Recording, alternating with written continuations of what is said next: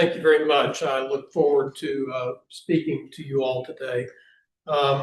If you would click and we'll get started. So the first challenge for you all, and we'll develop this over the course of the meeting, is you need a plumber for a leaky sink. Look at these 4 local businesses and decide who you might engage.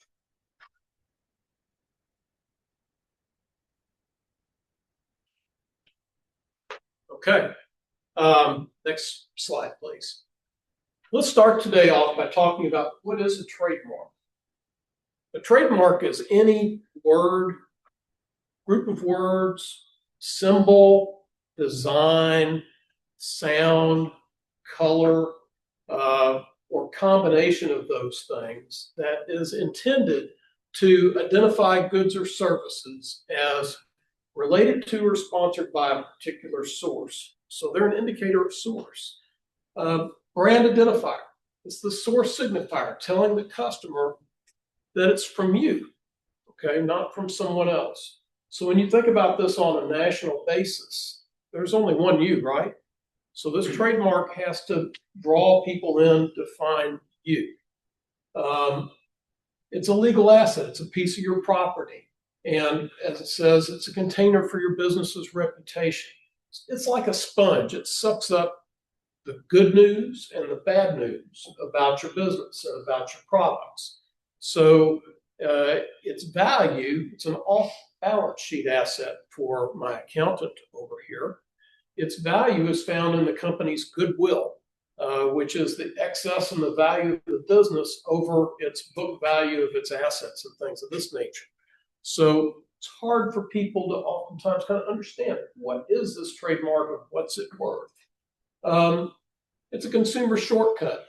So what its real job is to prevent unfair competition. You don't want your competitors, remember this thing relates to your goodwill. We don't want them to use your goodwill by coming up with a confusingly similar mark that they think is from you, but it's really from them. That's illegal. Next slide, if you will. All right, so who needs a trademark and who doesn't? Growth-minded founders, people that want to extend their value. In the United States, trademarks actually begin on the date of first use. So when you use a mark in your business, you have common law rights in that. If you choose to register it, that's an additional step. Registration at the state level is available. Registrations available at the federal level. Those registrations give you the right to expand your brand through the whole territory of the entity or the government entity that granted that registration. So if it's Tennessee registration, you can expand and use it anywhere in Tennessee. If it's US, you can go throughout the country, but you're subject to common law rights out there. So people that beat you to it, and people that came in between when you started to use and when you actually registered it have rights that can't just be divested by your registration. And guys like me spend time parsing that out and trying to understand what impact that has on your business. Investment-ready startups. So investors like your capital company here in the group want to know that if things go sour and they have to sell the business, that they're going to get maximum value out of it. So they want to know that you've got a registered mark because that means all the effort that's gone into developing your business, they can tap into that to the maximum extent. Who doesn't need it? Imagine that you're going to buy real estate for your own account and you're going to put it on the market periodically and sell it. You really don't care that people know it's you. You're not a business that's out there seeking name recognition. You don't really need a mark. Your company name's going to get you there. Or you're a business and you're selling a commodity type product. Doesn't really matter if someone's connecting that commodity to you because 50 other people offer that commodity and that's identical. Who cares? So you probably don't need a mark to protect that. Next up, LLC. So what's an Inc. and an LLC? get those when you file with the state. You get your business name as a corporation or an LLC. Those protect your pocket from someone suing your company. So they're restricted in what they can get for the assets of your company. A registration of a name as a trademark is protecting your connectivity to that. It's preventing unfair competition. So it's got a completely different purpose than your business name. Sometimes your business name can be your trademark, but not always. So, it's confusing to say the least.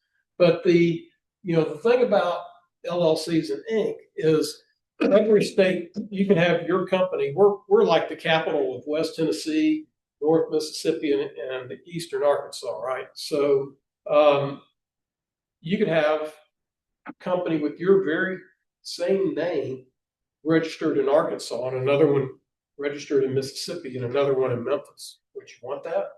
Because you're probably serving a broader area. The trademark can prevent that from happening, but it's a different purpose. Next slide, if you will. So when you're doing a Google search, I have people come to me all the time and they say, I ran this Google search and this name isn't out there. Can you register it for me? What's it going to cost? And I look at it, I'm like, well, yeah, it didn't show up in the Google search, but here's a proper search. Here's 50 other marks out there in the country, and they're before you, and they've got your keyword in there, and they're in a position to raise their hand and object. So people don't really get the Google search doesn't get them there. That a trademark, to be confusingly similar, doesn't have to be identical to your mark. It has to merely be suggestive of the same source or sponsorship. If it's that close, it's close enough. How close is close enough? That's a hard judgment call. Okay, that's where lawyers read tea leaves. But the cost of missing one, think of the cost of signage. How many of you all have a wrap on your vehicle or a sign on the side of your vehicle? Anybody in here? No. How many of you all have a sign on your business? Have ever been involved in purchasing a sign? Oh, I have. Yeah. You've been involved. Was it inexpensive? Right. Yeah. I mean, you can spend easily for a wrap. We're talking, $5,000-$7,000 up for a sign on your business. It can go all the way up into the tens of thousands of dollars, right? So it's expensive. When you think about your website, websites aren't cheap. You're putting your brand on there. If you make a mistake on your trademark, you got to change all that stuff. Okay, they can force you to take it down. If you're starting a business, so you're in that very early stage and this happens to you, it really looks bad. I mean, you put all this effort into launching and getting this going, you've got a limited budget, and boom, you got to pull it all back and start with a new name and explain why you had to do that. That's not a good thing. So the marketing challenge. Which company names do you remember? Otter Plumbing or something like that. Okay, you got Otter. There's reliable something. Reliable something. Okay. Something sync. Okay. Any other thoughts?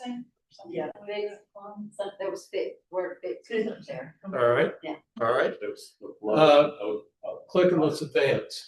Yeah. So the name you pick, you want to be memorable. I call it stickiness. People have different words for it. It can be tested by a consumer survey. Those are typically done on the internet right now. They used to be called mall intercept back in the day when we had malls, right? You go and somebody be asking these questions. And like this, you do this little 20-second deal and you come back and you see out of my picks, what do people pick up on? Next click, if you would. Founders often go for descriptive names, and they're thinking about search engine optimization. And one of those marks was reliable, home plumbing or something to that, residential plumbing, I think is what it was. They think that's good. The problem is that everybody in the industry, Otter, could say we're a reliable plumbing company. Okay, so now the sink fix was another one you remembered. Sink. It's not very good. I hope that they would remember fixer or something. Okay, but you remember the descriptive word. And if Otter is saying we are a reliable fixer of sinks and toilets and blah blah blah, your name has just been used. So when you use a descriptive term that someone else can use in normal English, you're diluting your message. So next, if you click, advertisers love these also. And oftentimes what happens to me is somebody's gone into their advertising company and they've come up with a brand name and it's really descriptive. Well, it's easier for them to write the ad if it's descriptive. They don't have to be as creative. It's got keywords in there that they can tell you as their customer that it's connecting with this and the SEO and all this stuff. But you're really not accomplishing the purpose.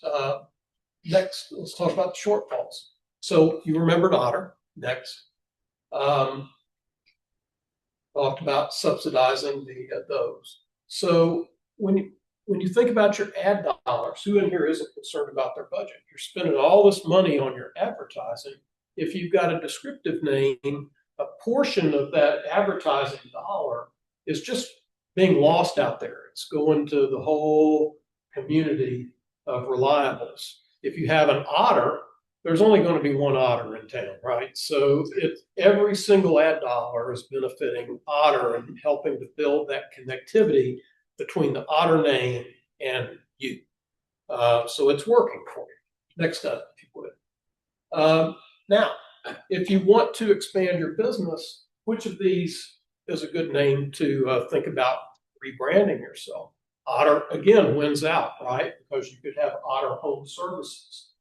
Reliable residential plumbing doesn't really work itself into becoming an electrical company. The sink fixer isn't really very good at becoming an electrical company. So not that your company can't own multiple brands, but you're going to ease your transition into the expansion if you've got a better name. Next up, if you would. Keep going. Keep going. So what is a strong mark? You want to avoid descriptive. In fact, you can't even register a lot of descriptives. Merely descriptive, the government won't let you have any rights in it. You want to go for arbitrary or fanciful. So arbitrary is a word like Otter. Otter doesn't mean plumbing. Otter doesn't mean electrical. Amazon doesn't mean shipping. It's a arbitrary word. It's a real word that you've readapted for your purpose. Fanciful is a name like Xerox or Kodak that you've just made up. And, it's very unique to you. Then suggestive are the middle ground sort of things. And I put Greyhound up there, but there's a gazillion of those. Iron Tribe is a workout place, right? So it's family and it's iron, tough people. So it's suggestive of the attributes that you want out of that particular type of industry or business. So in that sense, it's good. Now here's quality plumbing. So I wanted to do this. This isn't reliable, but this is to give you an example. This is from the government. So the government said to these guys in 2007, 2008, hey, we're going to give you quality first, and the little circle with the line and whatnot, but we're not going to give you plumbing. Plumbing is merely descriptive. You can't own any rights in that. So click on come along in 25, HQP, high quality plumbing. And the government says, they didn't say, well, what they didn't say is quality first plumbing blocks you, okay? Because quality is a weak word. Everybody uses quality. But they said quality, high quality is just merely descriptive the way you've written it. And the next slide's going to say plumbing is merely descriptive as well. So they made them disclaim those words, which means you ignore those for purposes of enforcing the mark. So their mark is HQP, and the fancy little design is really what it boils down to. That's the protectable portion of their mark. But they're able to exist and have quality in their name because the other mark that is registered years before them isn't considered strong enough to block it out. So not all words are created equal. Had it been otter, this would have been blocked. But they picked a descriptive word, might be a suggestive word that you pick, and so many people like it that the government just says, yeah, it's not strong enough. We're going to allow minor differences in the mark to be distinguishing, and it's just not a very valuable mark. So what do? I help people from the point of trying to pick a name. I can walk through that process and help with the brainstorming. I work with name clearance, which is testing it to see if it is a protectable name from the registrar's perspective.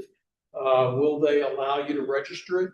If you do get a registration, will it be potentially subject to challenge afterwards? Then I handle the registration process. But if disputes arise during the course of your business, even if it's a common law, an unregistered mark, I help people manage those disputes. So I can advise them on whether they've got a strong case or a terrible case related to their name, and what is the best strategy for managing that situation that has arisen. So I work through all of that. And then trademark registrations at least have life cycles. So they require periodic maintenance filings and renewals. And I do those for trademarks both here in the U.S. and international. So I appreciate the opportunity to speak to you all today. Does anyone have any questions for me before I? Yes. Have a good case, kind of walk through what you just talked about. I was with a strategic marketing company, and our client was an orthopedic practice.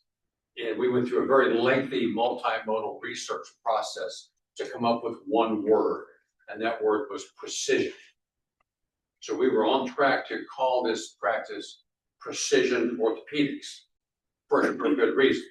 Very positive reflection on surgical skill. Right. Until one of the board members was on his way to work, and next to him pulled up a truck that said Precision Plumbing. He thought, I don't like this word as much anymore. Yeah. We'd like to do something that's very distinctive for us. Thus was the birth of Ortho Memphis, which we'd use for Ortho Arkansas and Ortho Indy. It was a pretty good way to distinguish them as something that couldn't be copied. But a good exercise in the point that we came up with something that was very good. I mean, strategic or precision orthopedics would have worked just fine, but it's not a word that they could utter. Well, they didn't like the perception of a plumber having that same. Or than anybody else could. But ortho, I would beg to differ with you on Ortho Memphis. It's not a strong. It's a merely descriptive. So Memphis is not registrable for a company in Memphis. Oddly, if you were in Dallas and you wanted to register a brand with Memphis in it, you could do that. But being here in the Memphis area, the government says it's geographically descriptive of where you are, and so therefore it's not registrable. Ortho is simply an abbreviation for orthopedics, which is merely descriptive of the service that they're offering. So it isn't protectable. You get into this zone of they can't stop someone else from using ortho. They can't stop Memphis. You wouldn't want to have, if you were a competitor, the same exact name. So, I mean, there's going to be some distinction there. But when they went beyond to Little Rock or whatever, they also chose not to stick with Ortho Memphis. So they didn't keep that in the sense of, think of Cleveland Clinic or some of these other places that over time you can get. There are a couple of different registries, and there is a way to get to some protected status on things that are not considered merely descriptive. So if they're suggestive, you can get there. Anyway. Yeah, the bottom line was the board liked it. They have since evolved from it because it was geographically restricted. Right. Yeah. When they wanted to expand. Right. Do you also get into trademark pictures? Because we hear about these huge lawsuits where FedEx is suing somebody for using the same color on their ads. So what FedEx is dealing with there is called trade dress. And they have picked their colors. So you can register your logo. If I were to register it in black and white, the government says I can put it in any color anywhere. And I know we're running over. If you register it in color, then you can protect that particular color palette. And so they're protecting that. And yes, I can do that type of work. Yep. This has been very informative out there. Very good, thank you.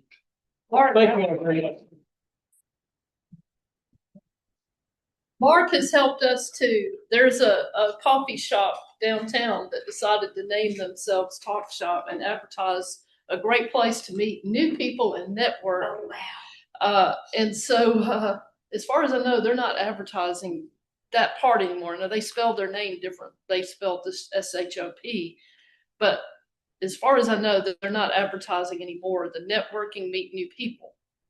But Mark, thank you. I mean, thank you, because he knew what he was doing. He can help you or someone you know before they start advertising the brand, before they start spending all that money. So, and I was listening to you online.